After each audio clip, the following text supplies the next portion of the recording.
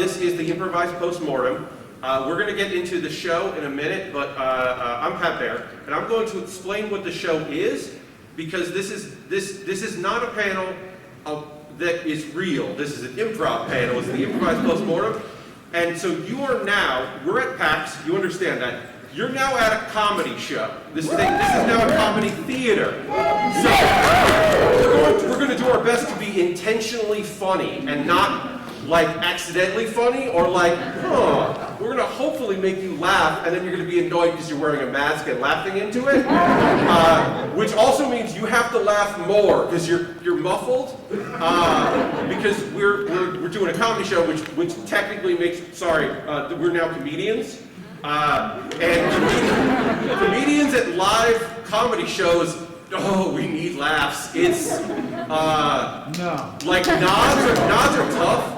So you're at a comedy show. There is going to be a part with the mildest of audience interaction, but for the most part, you just get to laugh or not laugh, or I don't know, tweet at me later when I said something in the heat of the moment that was funny, but like maybe mean. You can do that if you want. Like whatever. You can have in-jokes with your friends that are here that no one else will get because it's an improv show and no one else knows what you're talking about. But like, we're going to say something like, well, we had to add more barf. And then like 3 days later, you're going to turn to your friend and be like, we should add more barf, and you'll both laugh. And then a year from now, you won't remember who the fuck said that. It's just an in-joke you have now with your one friend, and you don't remember the context because it's improv. So specifically, that's the overview. Specifically, Improvised Postmortem. Postmortems, if you don't know, it's talks. It's like a TED Talk, but it's about like video games or whatever. Just like what went right with the game, what went wrong with the game, what did we learn? It's mostly academic at like GDC. And in this case, the titles of these tabletop and card games are not real. They're made up. I went on a Discord and asked people in that Discord to give me fake titles, and I used the ones that I could use. Some of them I was like, no. I mean, it's funny, but no. This is a 13 plus panel, but I also want to be asked back. So, and so we'll talk about our guests here in a moment, but just to kind of get the vibe here, I pulled one kind of at random. I'm just going to give you just so you can get on the base level what this is going to be, because it will be cooperative, but this first one just going to be me. I'm Baer. I got an example here. An example of the kind of video game or tabletop game or card game that I might talk about is a bag of heavy dice.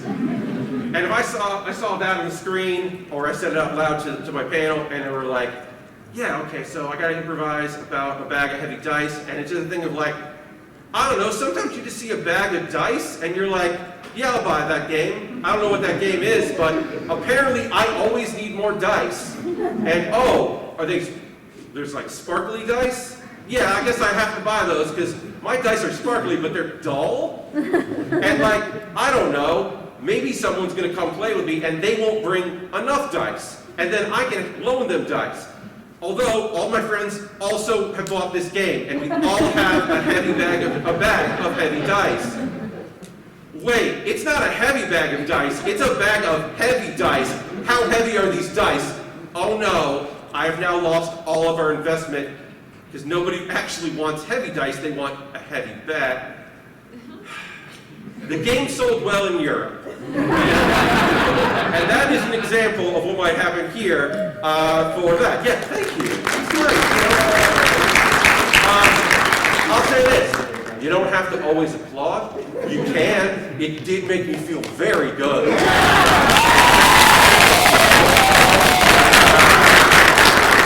It is, that's nice. I haven't done a panel since last PAX Unplugged, so yeah, that's good. But I have guests. It's not just me talking in a microphone the whole time, although I will do that. We have our guests here.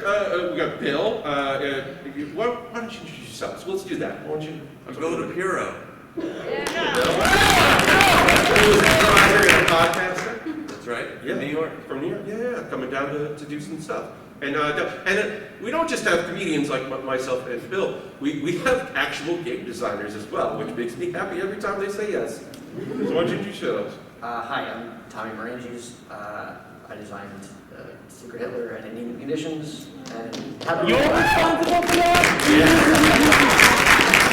One third, 1/2 respectively. yeah. Matt, Quinn. Yeah. I am Cory O'Brien. I'm co-designer of Inhuman Conditions, but not Secret Hitler, thankfully. And also narrative designer for games like Monster Prom, where you try and smooch monsters at a high school.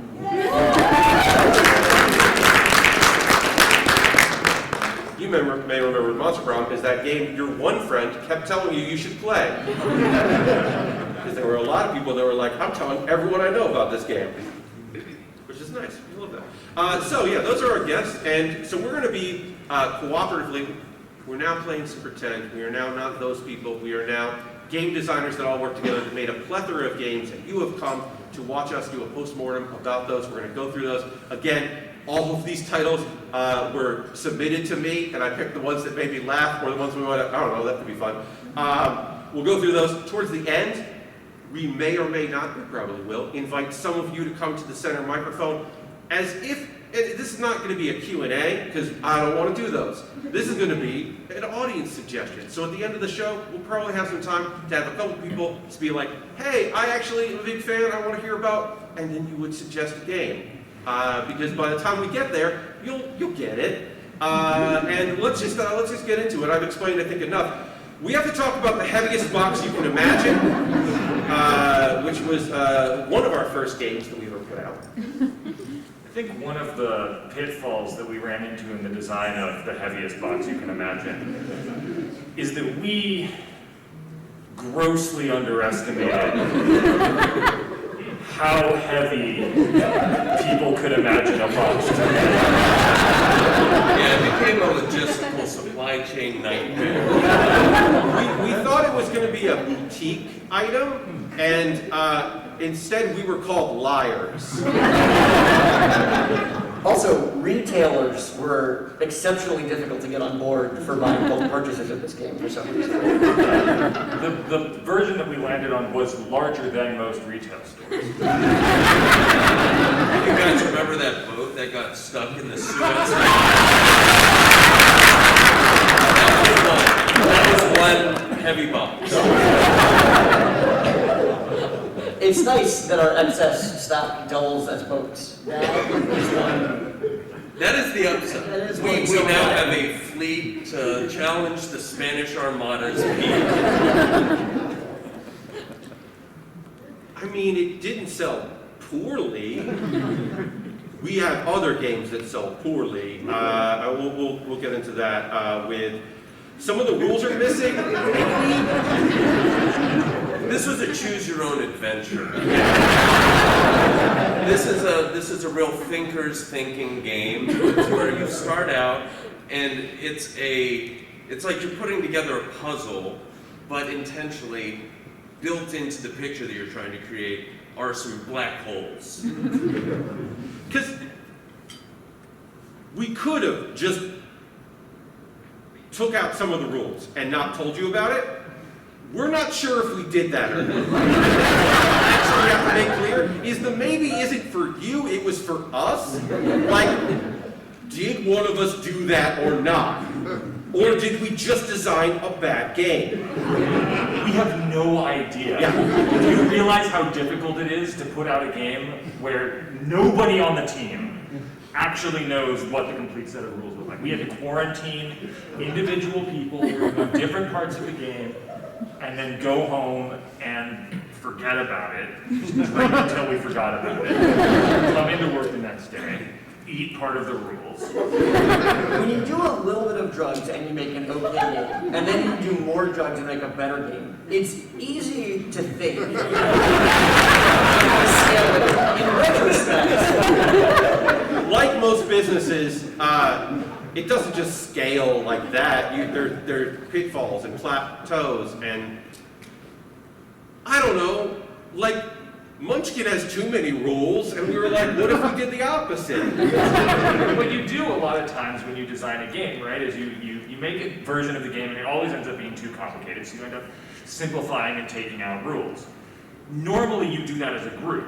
We all just did that individually. It was a very siloed process. I mean, I had fun making it, and that's what is the most important thing, as far as I'm concerned. Some of the rules in there are very good. Yeah, And I look forward to some future archaeologists finding a way to make them kiss. there could be a good game in there, maybe. Now, are we announcing that sequel? That's exciting.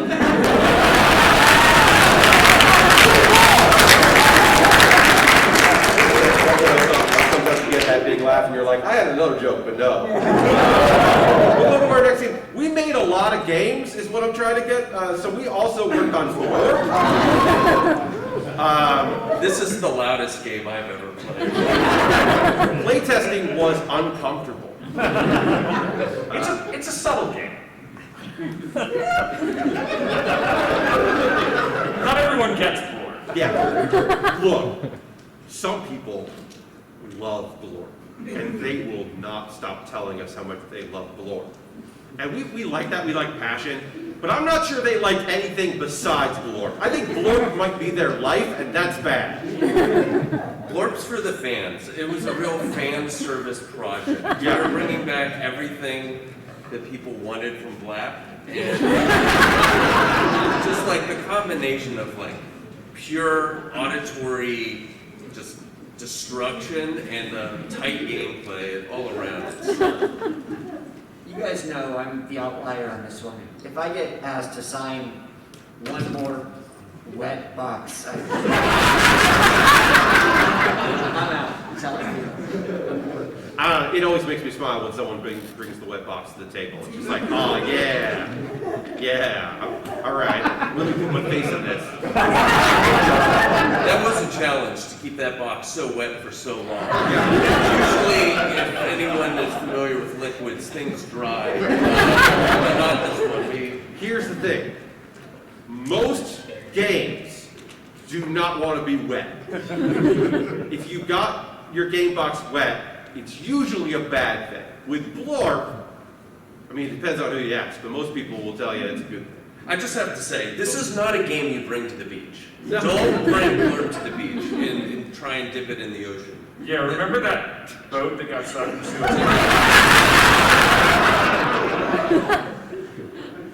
That was our fault. All right.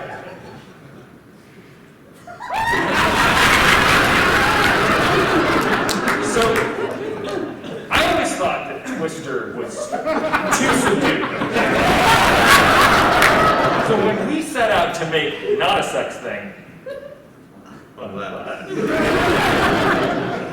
we wanted to take that plausible deniability and ratchet it up to 11, while also ratcheting up the level of just extreme physical discomfort.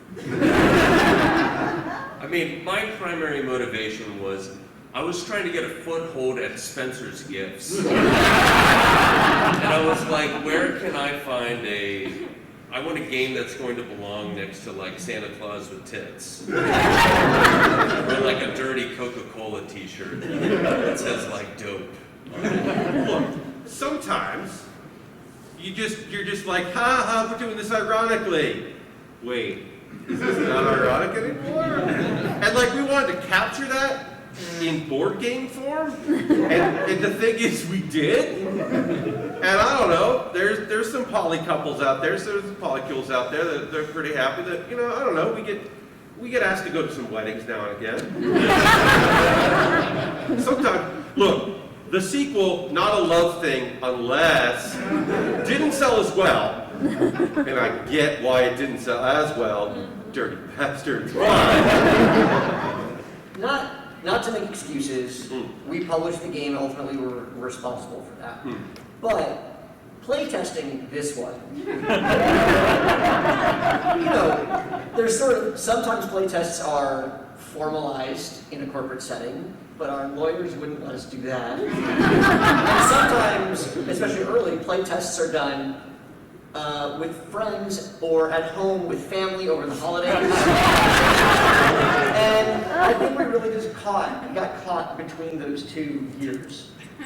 Yeah, I think it was a real mistake asking people to film their playtests. I don't know, most of the revenue comes from the ads that are serving. Here's the thing. If it wasn't a sex thing, then the game is still good. And if it is a sex thing, then the game is also still good. It's a win-win. Unless sometimes it's not for everybody, and that's the problem. Because it's got to be for everybody or for nobody. And that is the thing that didn't happen in our playtesting. Our playtesting was 100% or 0%. This weird middle ground where it was a sex thing for some people, but not everybody. We couldn't account for that until we put it out, put the game out. That's right. And that's where the expansion pack, Just Hand stuff came from.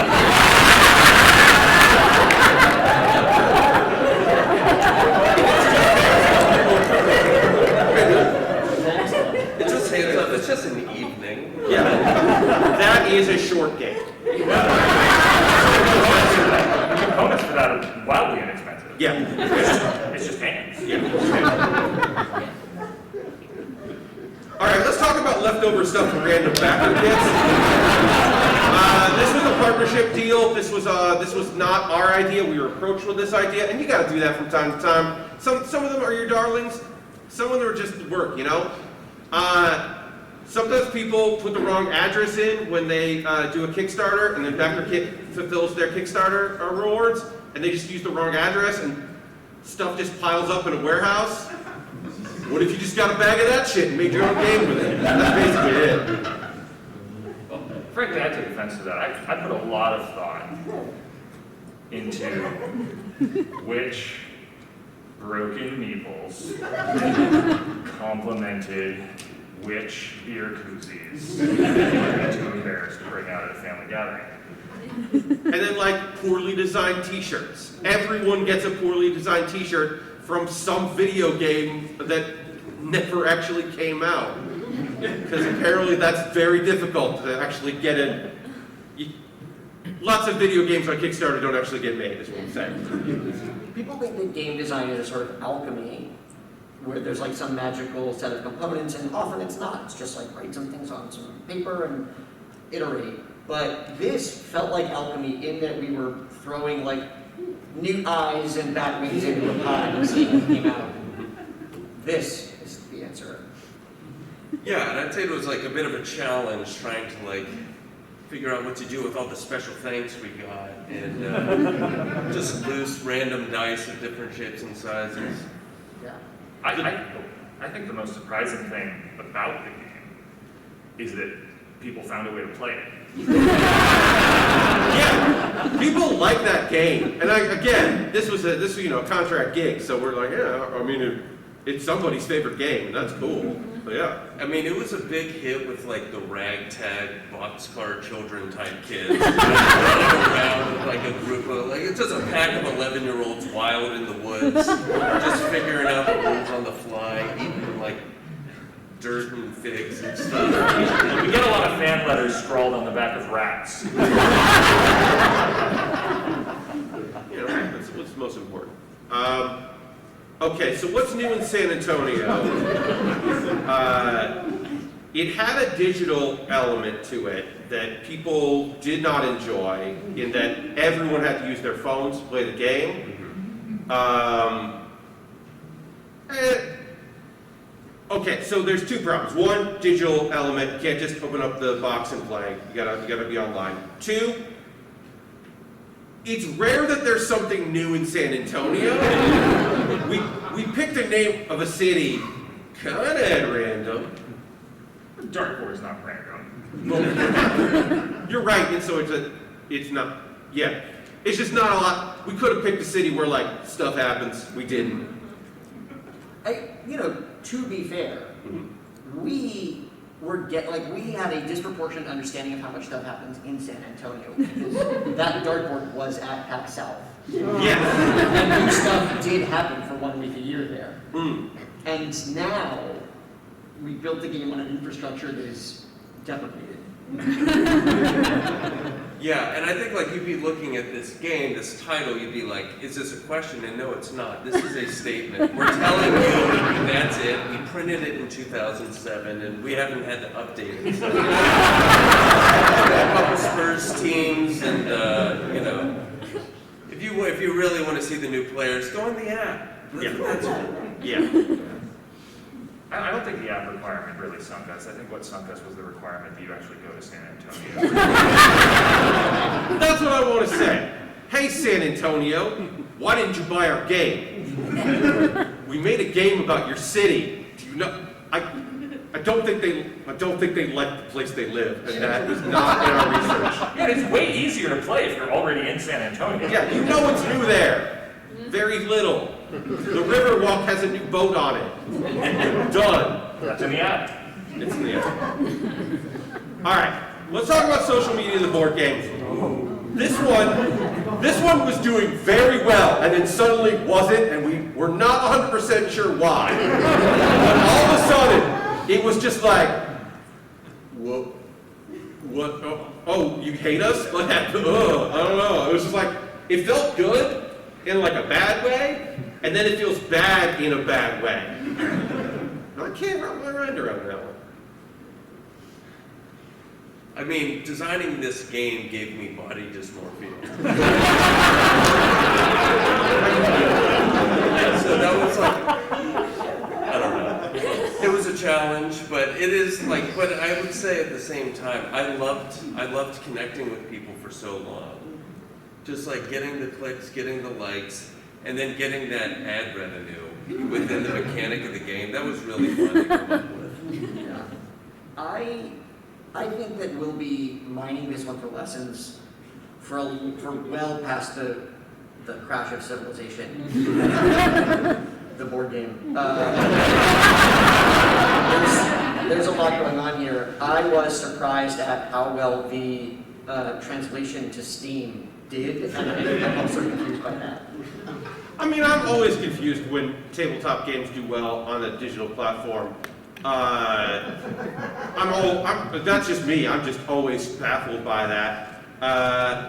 I think that maybe this game is best suited to be by yourself in the dark. So I think that's why it translated well. Yeah, making a one-player game was a big swing. Especially a one-player game that gives you body dysmorphia. Some people. But we did have one very sad, very detached from reality man pay us $44 billion.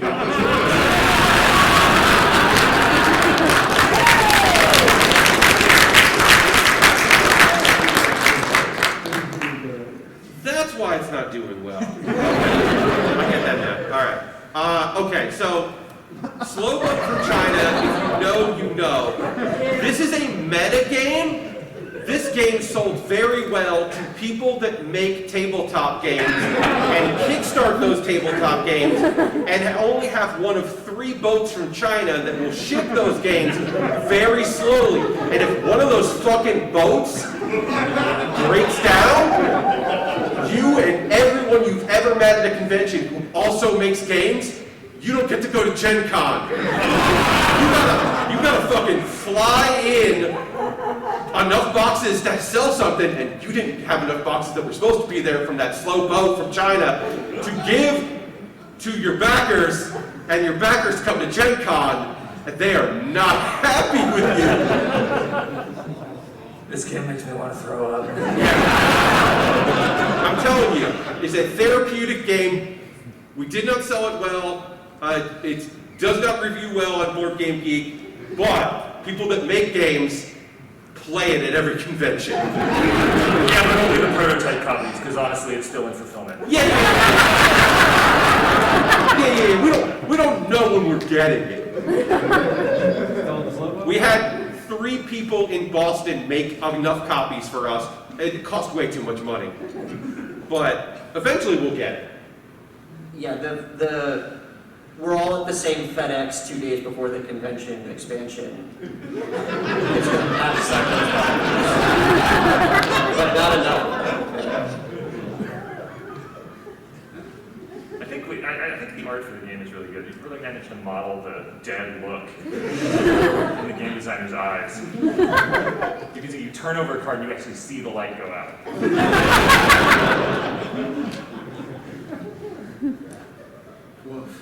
Yeah. Just two real men. This game that we made was just an excuse for us to say trans rights. It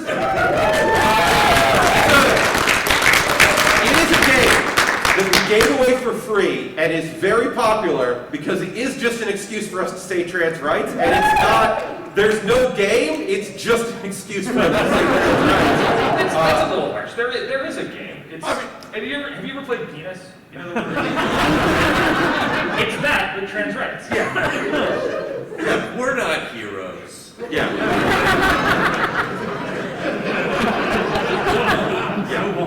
Yeah. Unless.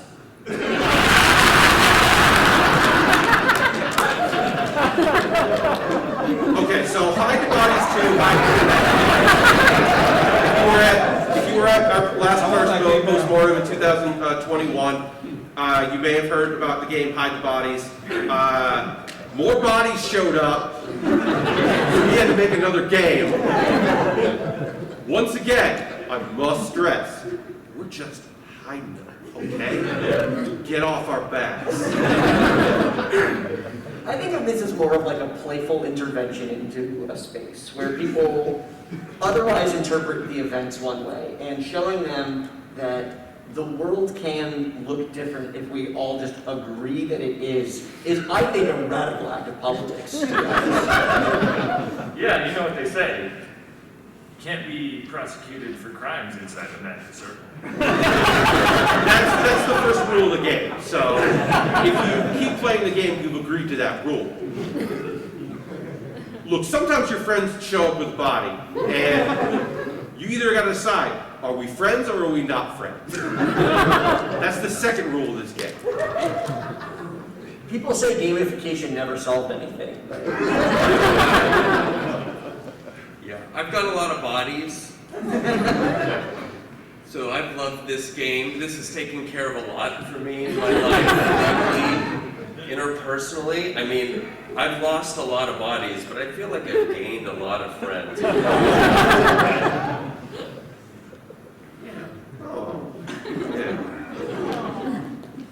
Yeah, sometimes you just find out. Yeah, I'll have a body. Sure. It's a fun time.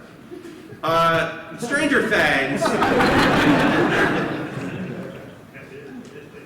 Look, sometimes the title is just funny. And you're like, look, we came up with this name. We've got to make this card game. We had to. Can't spell fair use without Stranger Thangs. That is the tagline of the game. It sold well. The translation that we paid for into Spanish sold remarkably well. They did not actually translate it. They made up their own rules to their own game and just called it Stranger Thangs. It's a way better game. It's it's not fair to call it localization. They just made their own game based on the property Stranger Things and called it Stranger Things. They do a way better job than we did. Yeah, I mean, I would say, like, for the most part, we dropped the ball. But the Spanish language interpretation is a home run every day of the week. Yeah. We should really translate it back into English with their rule. And do Stranger Things Season 2. I'm sorry, sometimes postmortems are spitballing. I don't know. All right, let's talk about Fuck You, the game that you made.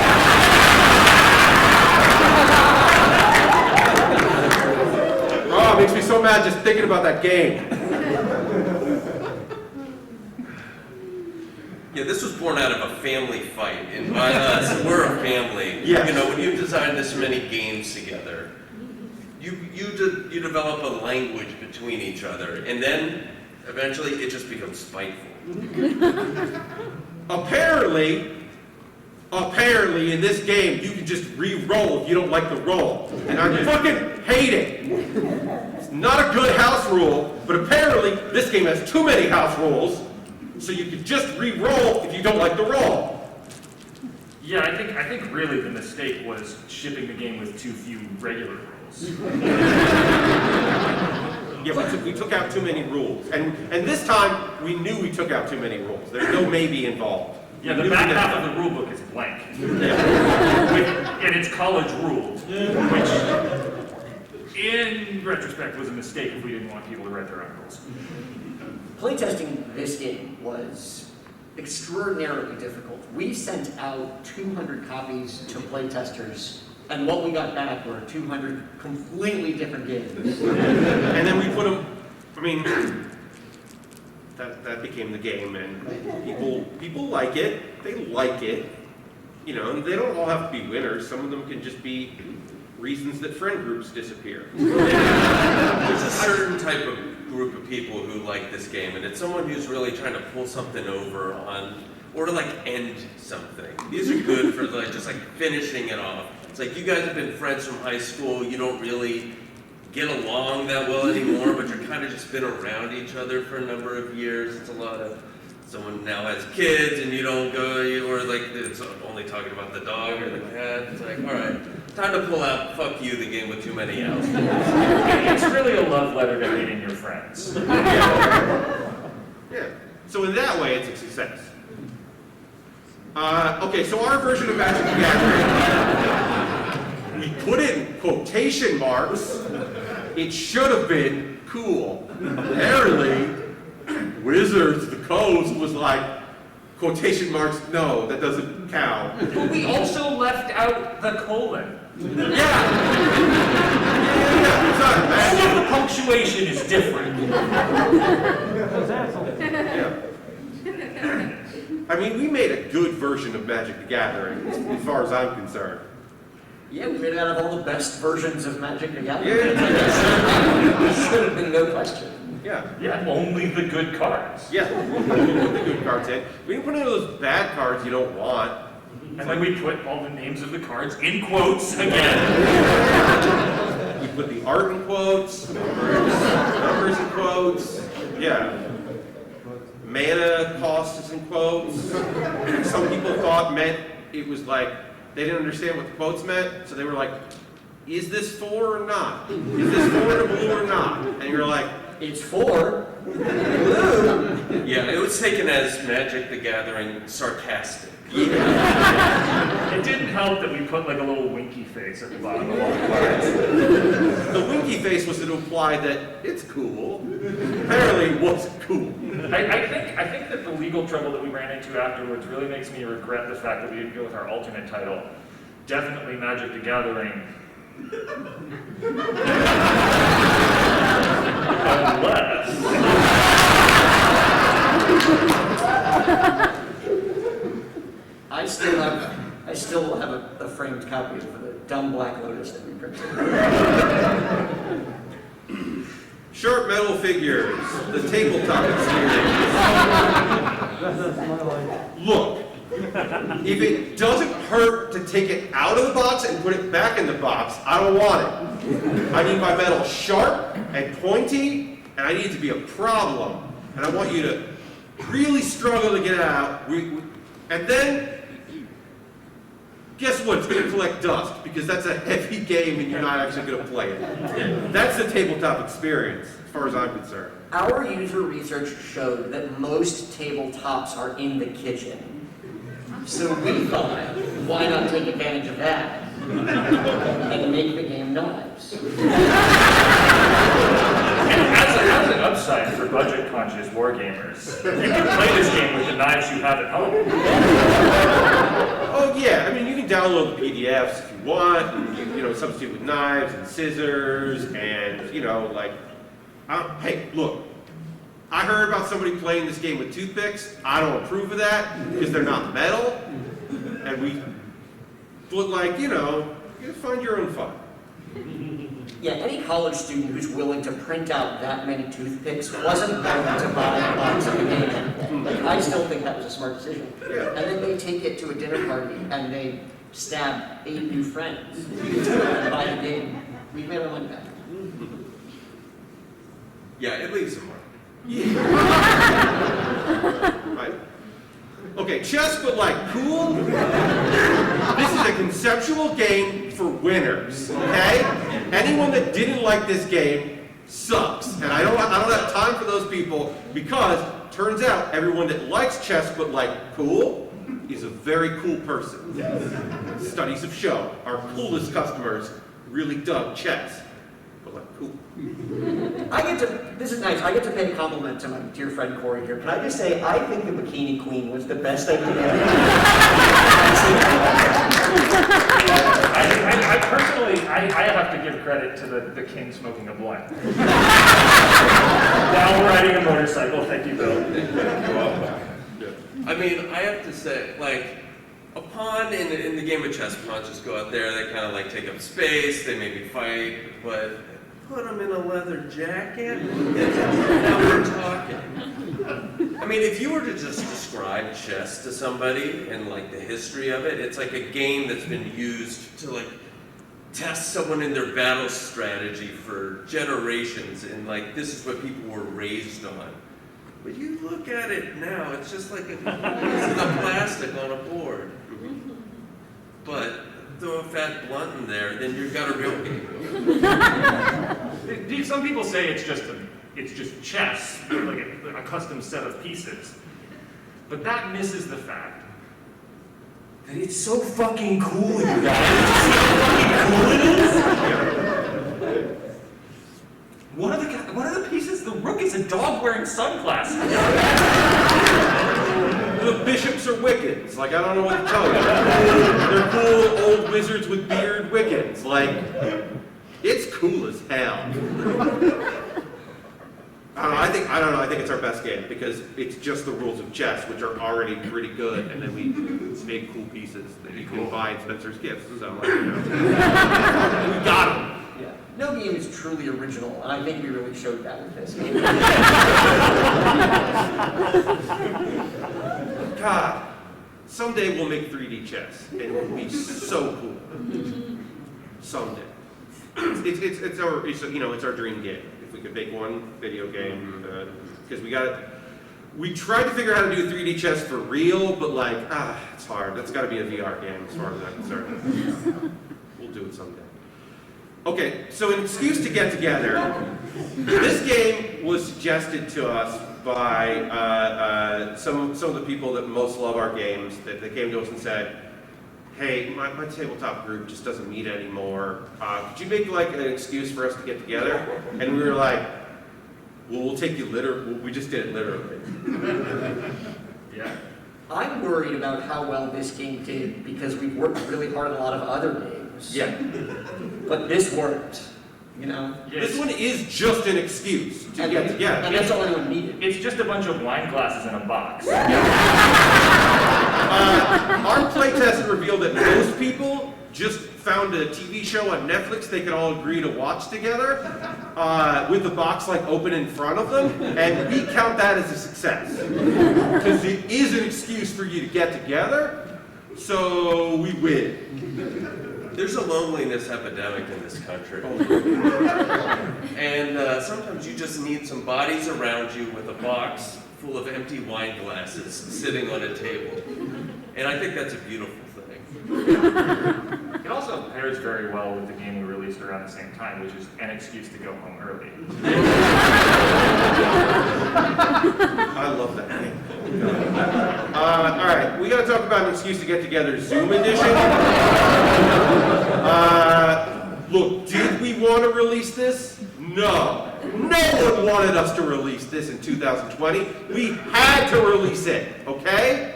The country needed us, the world needed us to release the Zoom edition of An Excuse to Get Together because,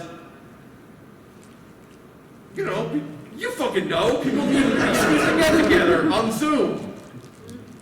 People needed terrible backdrops they put in and to stop what they were doing and bring their cat that wandered in the room up so people that didn't have pets at home could be like, "Oh, you have a cat?" You know, and then like figure out if you could all watch something on Discord together, but like who's gonna host it, and like the bitrate is awful. What the fuck, Discord? I just want to watch this Netflix movie with my friends.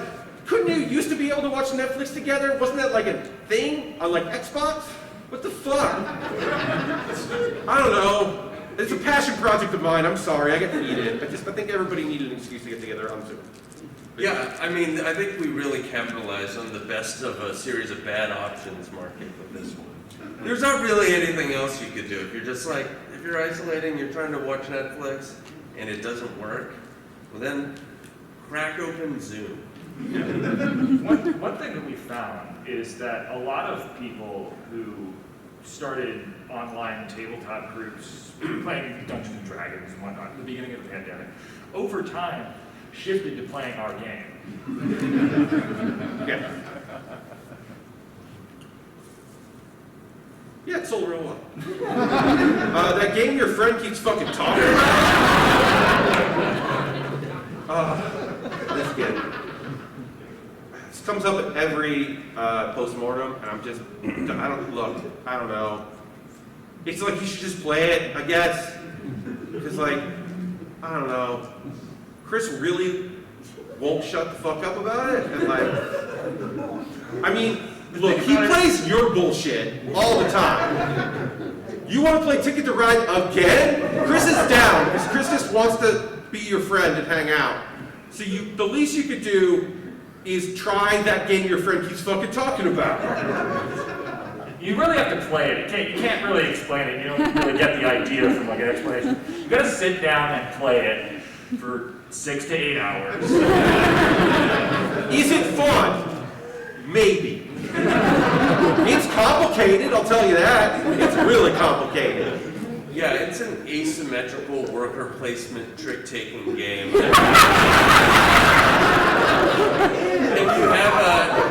And the thing is, like, you really just need to be in it. And if we don't all sleep over and wake up and play it in the morning, then you don't really get the full experience. A Japanese architect helped us design it. Why? We don't know. Nobody knows why. But that sounds good to Chris. And he won't stop bringing that up. But you know, a Japanese architect helped design this game. We can't find that architect. It No. hasn't passed the check, and we don't, it's Yeah. a total mystery. I like that the rules are just an audio clip of him kind of explaining the rules. Chris gets it, I think. It'll all come together, like once you get going. Yeah. Yeah, the thing is, like, this game's really about calling Chris's bluff and then discovering that Chris mostly has heard of the game. Yeah. It's mostly about being able to tell people about something obscure. It's mostly about being able to finally dunk on your friend Chris. Look, if your friend isn't named, you are picturing your friend. They could be named Chris. They're probably named Chris. But you are picturing your friend, or you are pointing at your friend right now, which is so much ruder. That's awesome. If you're not thinking of a friend who keeps fucking talking about a game, I have bad news.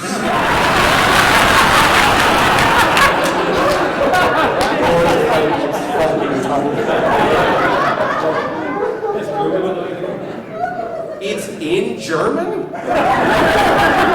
Just happened it. Oh, okay.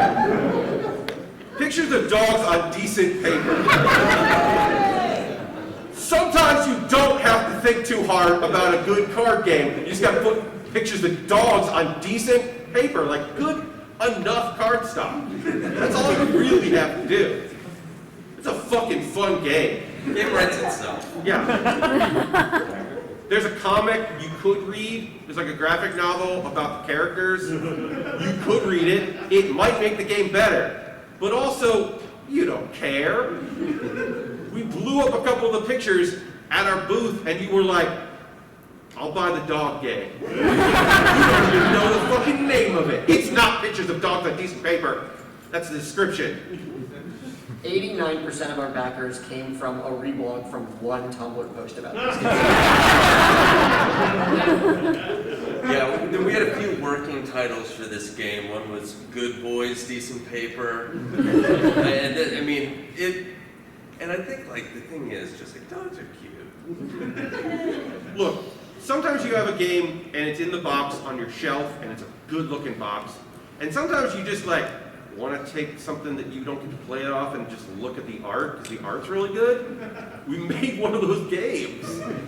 The worst, even if no one in your friend group wants to play it, we got some decent paper with some pictures of dogs on it. Yeah, and like you said, even if you don't want to play it, you can be like, hey, friends, you want to come over to my house and look at these pictures of dogs? That's a good excuse to get together. This card shop feels a little creepy.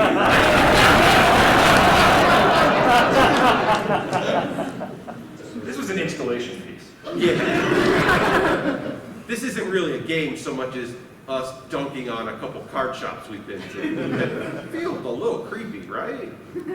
Like, look, there's shops that are dirty in a good way, and then there's shops that are like, you don't really sell much here, huh? There's one room that's locked. You never see anyone go in and out, but every once in a while, it's just a sound. Like a weeping. Looking at the inventory, Al, you don't get the sense that anything needs to be locked away. Maybe a pane of glass is sufficient. You ban Japanese card games? That seems weird. I think one of my favorite mechanics from this installation game is just like a feeling of breath on your neck. And then you turn and there's nothing there. Chilling. Yeah. I think it's, for me, it's the guy who keeps licking his lips.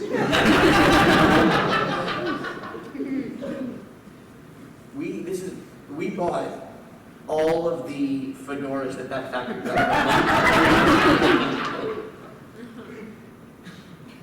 Yeah, I mean, look, is it a success? I mean, yeah, people felt a little creeped out, so. Yeah, sometimes it's the only game you have available in your neighborhood. Yeah, I mean, look, do you want to buy games at Amazon, or do you want to go into the one shop in your town that sells stuff, and also a couple gun club, but like, not even the good ones? Like, oh, all right, yeah, okay. Yeah, Gundam Breaker Battle Log, it's just like it came out recently. You know, the F in FLGS can mean so many things. All right, a D&D module that's cyberpunk or steampunk or whatever. What do you people want at this point? Look, you back every D&D module on Kickstarter, no matter what. You will back it. Studies have. I am not lying to you right now. Put up a D&D module, and it will succeed on Kickstarter for some reason. So fine, it's cyberpunk or it's steampunk or whatever. We were pissed off, and we made a game with very little effort and sold really well, and that made us even more mad. Personally, for me, I have a deep attachment to this game. It came out of my deep and long-time love of aesthetics and airships, or a thing that goes over your eyes. Yeah, I mean, we were like, here's the question. What would happen if we put a bunch of kobolds and vampires in vests? There's guns, and, like old-timey guns, and lasers in it. And like, it's dingy, and we don't quite know what noir is, but we think we made a game that's kind of noir-ish. Yeah, there's an NPC, and the only note in the rule book about this NPC is that he talks like this. And he has a troubled past. And people love that guy. Yeah. Yeah, we sold a lot of merch of that guy. I think this is one of those times where it would have been a mistake to spend any time at all balancing it. And good job on somehow. Yeah. Because at the end of the day, it's just a D&D module that's like cyberpunk or steampunk or whatever, and like, I don't know, you fucking bought it, so. And it's on a fucking pile that you're not gonna play. People were mad when they found out it was 3.5 though. They were mad. Yeah. this is a licensed anime game. We fucked up so bad, everybody. We thought we were making an original idea, and it turned out we were making a licensed anime game. And the rules are so bad. But it's fucking Naruto, so like, oh god, we made a Naruto game. You just back into games every so often. Yeah, we were making a cool ninja game. It turns out it was a licensed property this whole time. Oops. Yeah. And like, look, a couple of your friends keep asking to play it, and we're sorry. We are so sorry that like a couple of your friends love this game so much, and you want to just like, you just want to play zombie dice, like just to like do something easy and quick, and they're like, well, what if we were all ninjas? And like one of us was like, the head ninja. I think that, I stand by the decision to have one turn in game for each episode of Naruto. Yeah, I mean, it's a long game. And you want to make sure you get every part of the experience. Yeah. I And was- then, if you, go ahead. yeah, sorry, I just want to say, and then, if you want to buy our expansion, oh no, this is a licensed anime game, ship it in. You can buy that. And then, if you want to get, oh no, this is a licensed anime game, Boruto, you can get that too. If you really liked, oh no, this is a licensed anime game, because Boruto just talks about how the first game was really good. It's just like, hey, remember how cool, oh no, this is a licensed anime game was? And then they had kids. That's a fairly deep anime joke that didn't go over, right? But here's the thing. I'm filming this, and I'm going to put it on YouTube, and that's going to be somebody's favorite joke.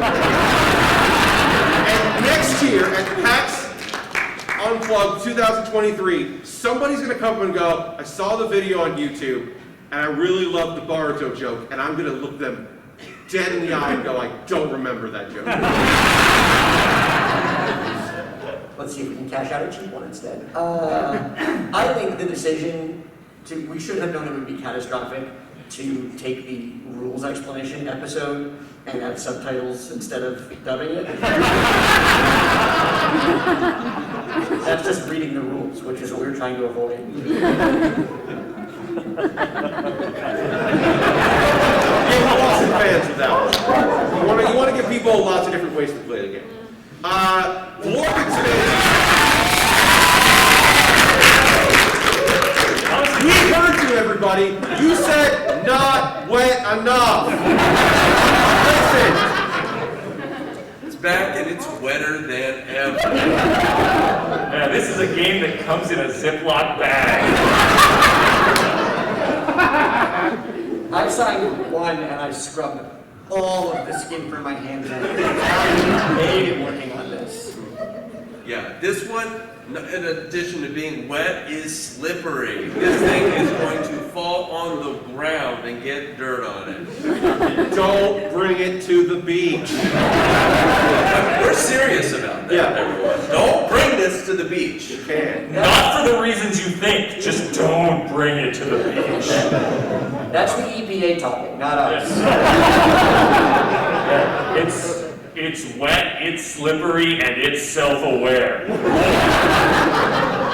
All right, this is the part where I briefly. My name is Pat Baer, P-A-T-B-A-R. I do a bunch of stuff on the internet, and this is the part where I plug that. Because we have literally 5 minutes left, or 6 minutes left. So this is the time in the panel where the audience suggests fake titles. There's a microphone there. We're going to try to do a couple of these because, I don't know, I'm having a good fucking time and I don't want to end it early. So if you have a game that you're like, I can't believe they didn't do a postmodern on my favorite game that they've made, you can come up this microphone. We got a couple minutes left. There's a microphone right there. If getting to a microphone is a problem for you, then you can raise your hand, but I prefer you go to the microphone so that way you're on the recording.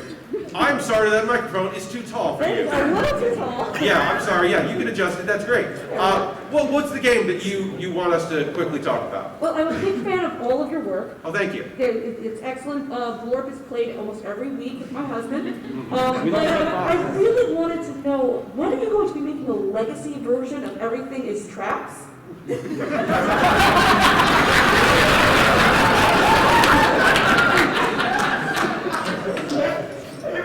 I think there's a lot of opportunity there. I personally, I love a game that attacks you as soon as you open it. And people have loved the just regular one-off play game of Everything is Traps, but what we want to build upon is week after week, getting stuck to the box. With light disfigurement. Balancing legacy games is tricky, because if one player starts to run away with it, you need to be able to pull back, but you want your decisions to feel meaningful, which means every week we need people to think, maybe this time it's not traps. We've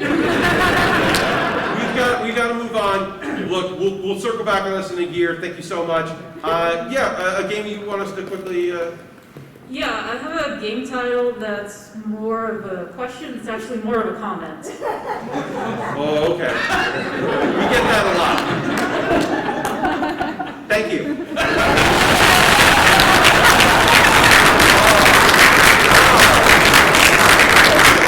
Sometimes board games feel cathartic. Yes. Hi, I'd like more details on the development of...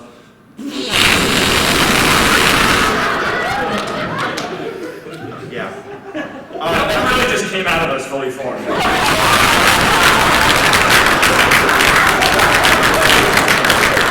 have time for a couple more. I'm personally a huge fan of this game, and I'm shocked that you haven't mentioned it already. Can you talk a little bit about a bunch of tiny little cubes that look edible, but you can't eat? Yeah. Sometimes you make dice that are just in... Oh, what if you could just put them in your mouth, you know? And we wanted to recreate that experience, like, for families. Yeah, all right, 2 walked away. I think that's good. We don't have time, but yes. I understand balancing a lot of competitive games that put you head to head with other players is difficult, but I really liked the take you took with Brick Fight. The process of that. The sequel to Rockbound. Yes. Are we legally allowed to talk about that game?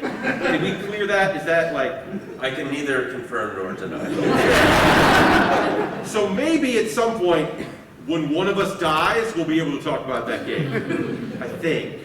It's always nice to meet a fan. Yes, we have time for 3 more very quickly.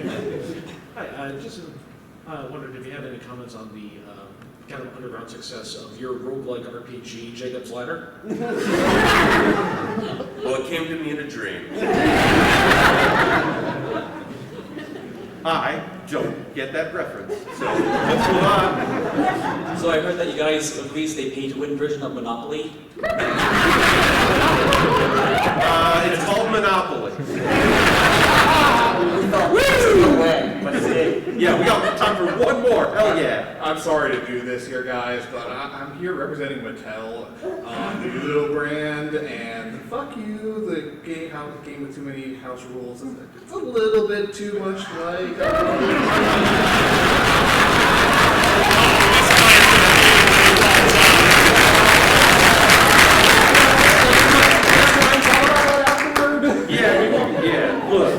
Look, is everyone in this room represent a company that's mad at us? Oh, shit. Please applaud my guests.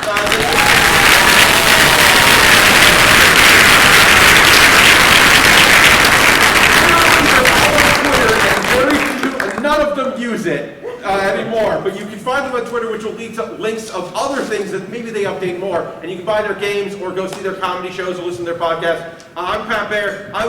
My Twitter has all, like twitter.com/Pat Baer, it has all that. I do a bunch of PAXs. I stream model kit building because that's just, they let me, Twitch, you can do a lot, and I can build model kits on Twitch, so I do. Thank you all so much for being here. Have a great one.